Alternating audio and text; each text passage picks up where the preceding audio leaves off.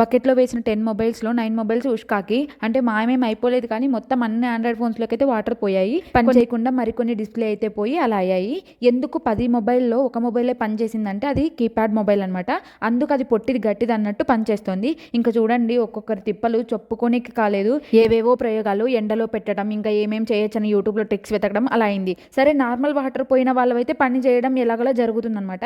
ఇంకా డిస్ప్లే పోయిన వాళ్ళ పరిస్థితి మరీ ఘోరం అసలు. ఎందుకంటే ఆ రోజు సండే, ఇంకా అది చూసేపటికి నైట్ అయిపోయింది. ఒకవేళ బయటకి అవుటింగ్కి వెళ్ళి రిపేర్ చేయించుకుందామా అంటే సండే వరకు వెయిట్ చేయాలి. సర్లే ఒకవేళ వెయిట్ చేద్దాంలే అనుకునేకి ఆ సండే అవుటింగ్ ఉందో లేదో తెలీదు. మా హాస్టల్లో ఎలా అంటే ఎవ్రీ సండే ఉండదు, వాళ్ళకి ఎప్పుడు బుద్ధి పుడితే అప్పుడు ఇస్తారనమాట.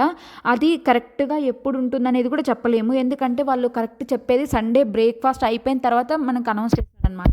ఇంకా విషయం అంతా ఇంట్లో వాళ్ళకి చెప్తే తిడతారని ఎలాగలా చెప్పి మేనేజ్ చేసేసారు. మొత్తానికి ఆ ఫోన్స్ అయితే ఎట్టకే ఆ వీక్లోనే రిపేర్ అయితే అయిపోయాయి. ఎలా అనేది మీరే గెస్ చేసి చెప్పండి.